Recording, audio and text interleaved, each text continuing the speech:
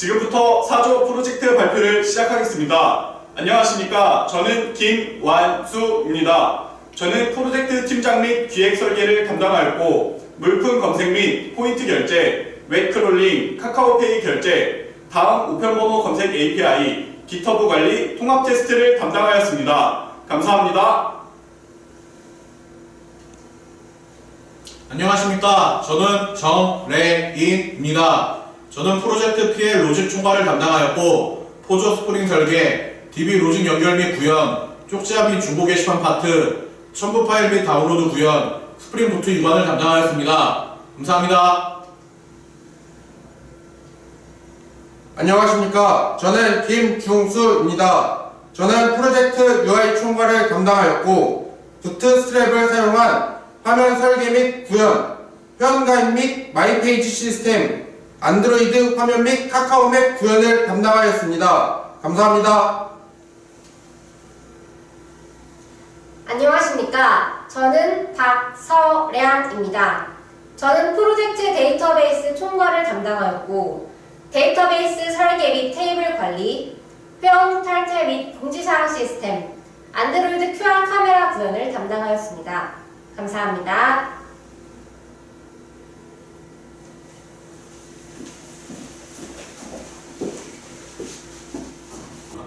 안녕하십니까. 우리 집에 어서 오게 발표를 시작하겠습니다. 앞으로 소개할 저희 프로젝트의 콘텐츠 순서입니다. 팀원 소개, 프로젝트 소개, 일정 및 설계, 개발 플랫폼 및 사용 기술, 주요 기술과 소개, 시연, 트러블 슈팅, 후기 순으로 발표를 진행하겠습니다. 팀원 소개를 시작하겠습니다. 저희 팀원 김완수, 정래인, 김중수, 박서량입니다. 프로젝트 소개입니다. 2012년부터 2020년까지의 반려동물 산업의 통계 자료입니다. 불과 8년 사이에 6배 이상의 시장 가치가 증가하였고 반려동물과 함께하는 인구 역시 2.5배 이상 상승했음을 알 수 있습니다. 또한 인구 한 명당 반려동물에게 사용하는 비용이 3배 가까이 증가했음을 알 수 있습니다.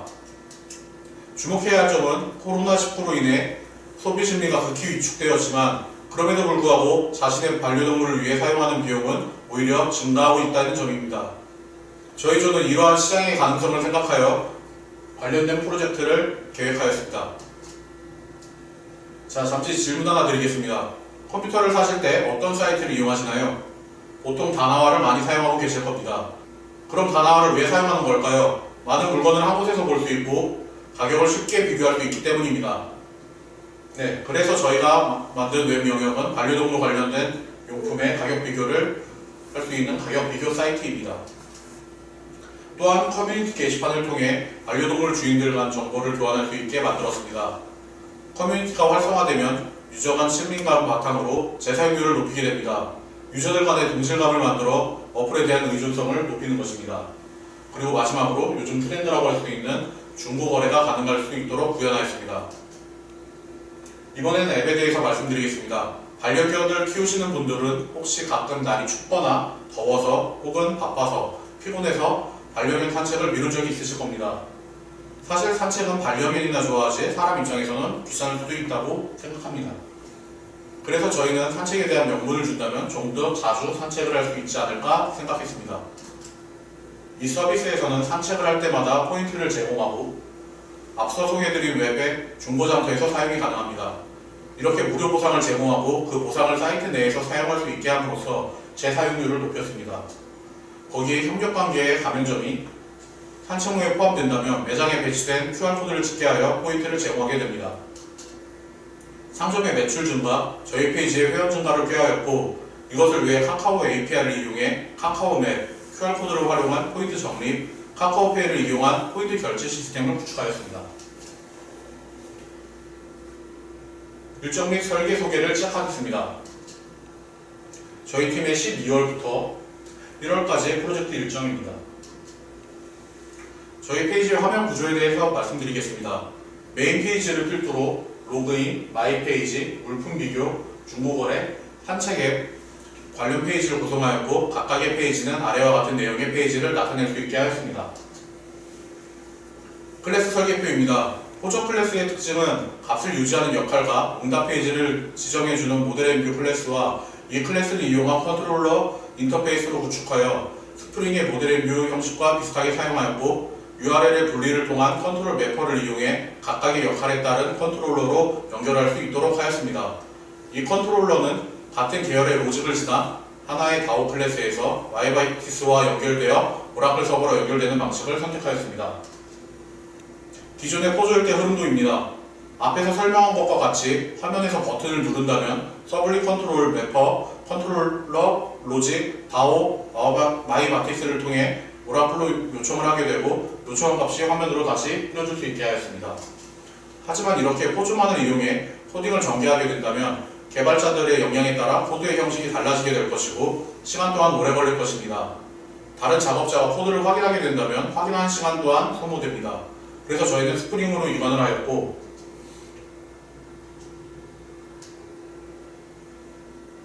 구조화된 스크립트를 통해 개발자들의 스크립트 패턴을 정형화하고 작업 시간을 단축하고 개발자들의 역량을 획일화하고 쉬운 관리가 가능할 수 있도록 하였습니다.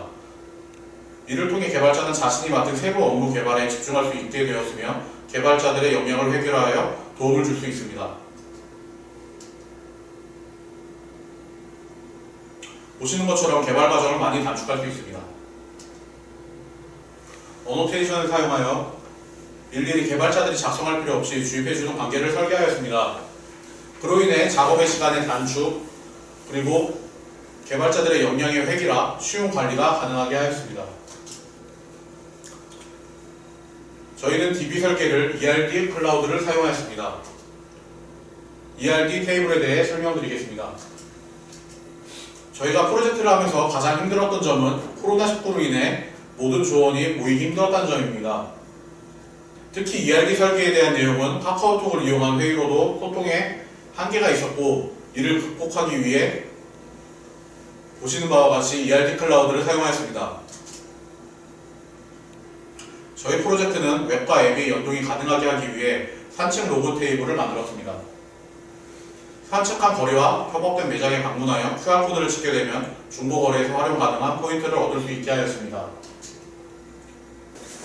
저희는 홈페이지 활성화를 위해 커뮤니티 게시판을 만들었으며 회원과 강아지나 고양이, 그 외 반려동물을 자랑할 수 있도록 사진 첨부 기능을 넣었고 그에 따른 댓글과 좋아요가 가능하게 하여 회원 간 소통을 활성화하고자 하였습니다. 저희 홈페이지의 재화인 포인트의 결제와 회원 간 중고거래를 위한 테이블입니다. 개발 플랫폼 및 사용 기술에 대해 설명하겠습니다. 사용 기술로는 자바, 자바스크립트, 그리고 jQuery 등을 사용하였고 개발 환경으로는 톰캣 서버, 스프링, 마이바티스를 사용하여 프로젝트를 진행하였습니다. 주요 기술과 소개 발표하도록 하겠습니다. 저희는 가격 비교를 위해 다른 사이트에 있는 상품 정보를 웹크롤링을 이용하여 가져왔습니다. JSOF와 셀레니움 API를 통해 브라우저 스크롤이 자동으로 조작되어 원하는 상품의 정보를 수집하는 시스템을 구현하였습니다. 원하는 정보를 HTML 부분에서 추출하는 화면입니다. 지금 보시는 페이지는 스크롤을 내려야만 다음 정보가 로딩이 되는 부분 처리 페이지입니다. 이러한 페이지에서 웹 크롤링을 하면 일부 데이터가 수집되는 문제가 발생하였습니다.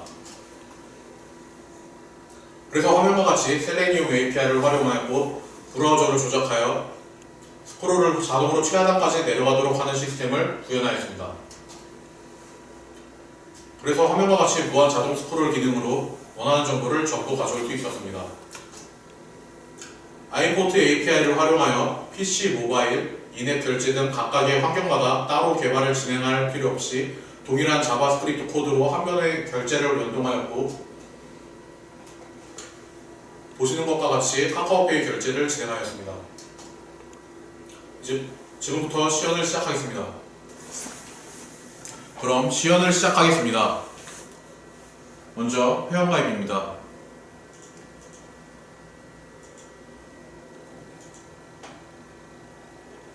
시연을 위하여 임의의 사용자 정보를 넣어두었습니다. 아이디 중복 체크를 하게 되면 사용 가능한 아이디라는 것이 나오는 것을 확인하실 수 있습니다.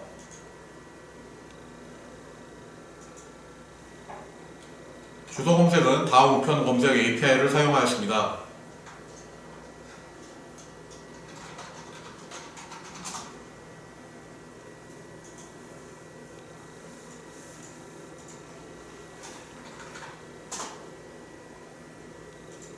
보시다시피 패스워드와 패스워드 확인에 들어가 있는 내용이 다르기 때문에 비밀번호가 다릅니다 라는 내용이 나오게 됩니다.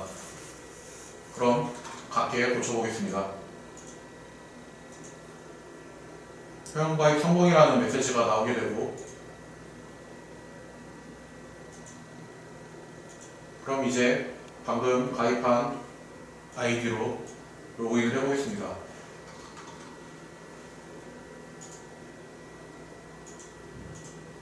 로그인 정보가 출력되는 것을 확인하실 수 있습니다. 이제 로그아웃을 하고 관리자로 로그인하여 공지사항을 작성해 보겠습니다.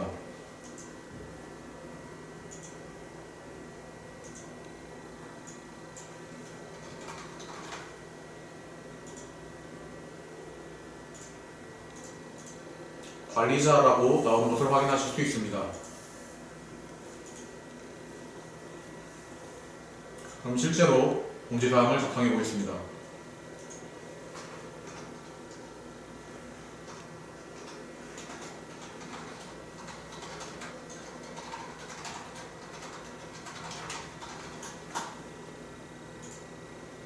성공적으로 등록된 것을 확인하실 수 있습니다. 관리자 아이디를 로그아웃하고 일반 사용자로 로그인을 해보겠습니다.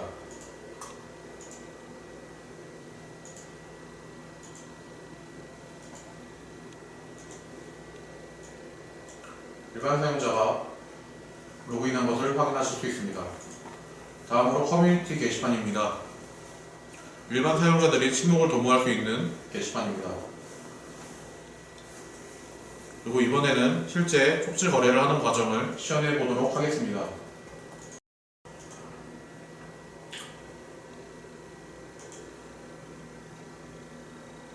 판매자가 사진을 등록을 하고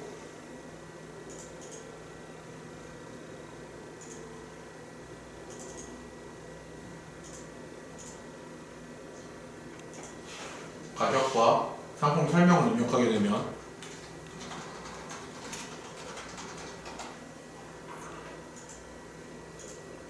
물품 판매 게시판에 올라와 있는 것을 확인할 수 있습니다.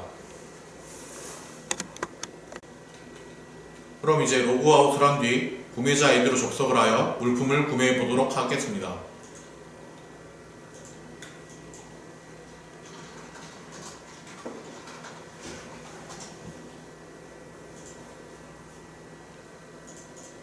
구매자의 포인트를 확인해 주시기 바랍니다. 그럼 이제 중고나라의 판매 물품 게시판에 들어가 원하는 물품을 선택한 후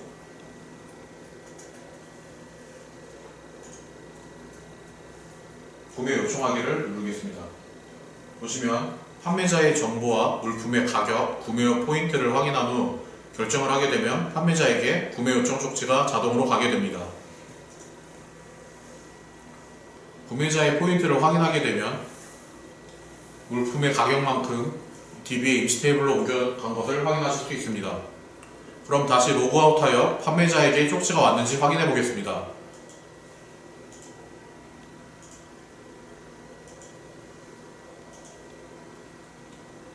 판매자의 포인트도 확인해 주시기 바랍니다. 쪽지함에 들어가게 되면 받은 쪽지함과 보낸 쪽지함을 확인할 수 있습니다. 그럼 이제 쪽지를 확인하겠습니다. 구매자의 주소와 이름, 어떤 물건을 구매하는지 등의 정보가 나와 있습니다. 그럼 이제 택배 송장 사진과 함께 답장을 보내보도록 하겠습니다.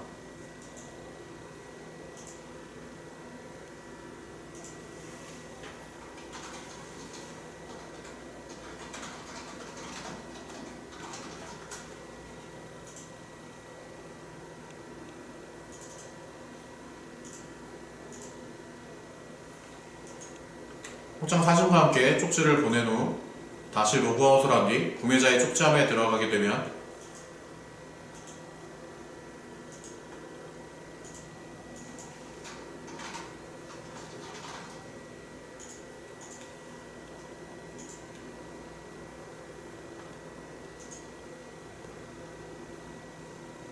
판매자의 쪽지가 온 것을 확인할 수 있습니다. 그렇게 물건을 수령한 후 거래 완료를 누르게 된다면 포인트가 각자의 포인트로 합산되게 됩니다.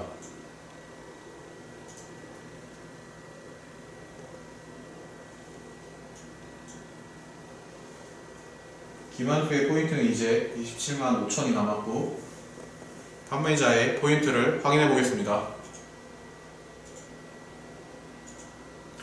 정상적으로 포인트가 오른 것을 확인할 수 있습니다. 이제 카카오페이를 이용한 포인트 충전을 보여드리겠습니다.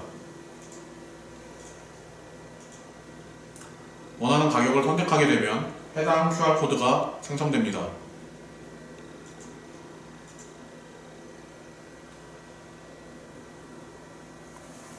이제 결제를 진행해 보겠습니다.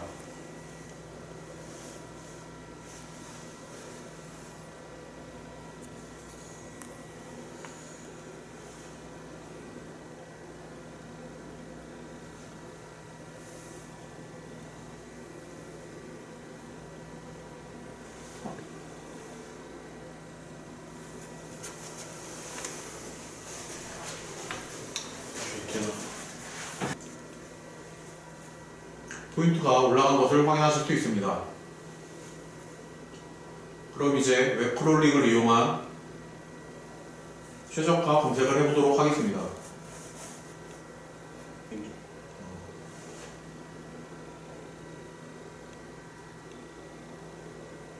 기본적으로 가져온 내용들을 확인하실 수 있습니다. 그럼 이제 임의로 밥그릇이라는 키워드로 검색을 한번 해보도록 하겠습니다.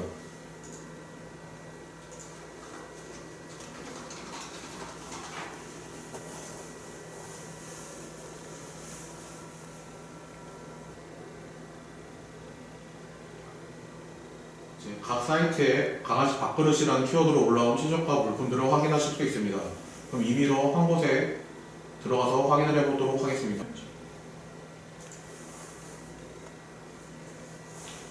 지금 보시는 것과 같이 해당 사이트로 이동하는 모습을 확인하실 수 있습니다.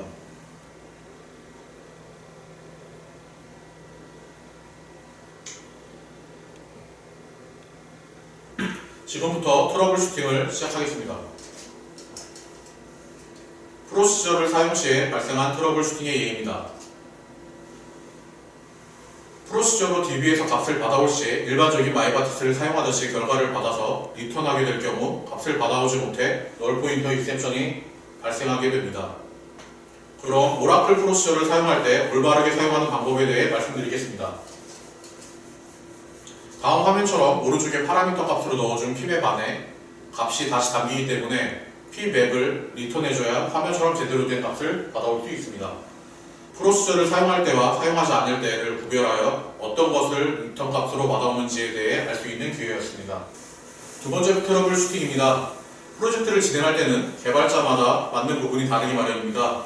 이번 트러블은 소통과 확인의 미흡함으로 생긴 에러입니다. 키에는 분명히 입력한 아이디가 담겨져 있지만 데이터베이스에서 값을 받아오지 못하는 상황입니다. 확인을 하지 못하여 사용 가능한 아이디입니다라는 문구가 뜨게 됩니다. 표시된 코드를 보시게 되면 테이블의 컬럼명과 파라미터로 넘겨주는 컬럼명의 이름이 달라서 생긴 오류입니다. 넘겨주는 컬럼명을 데이터베이스와 일치하자 정상 작동하는 상황입니다. 이로 인해 팀원 간의 소통과 설계 단계가 중요하다는 것을 깨닫게 되었습니다.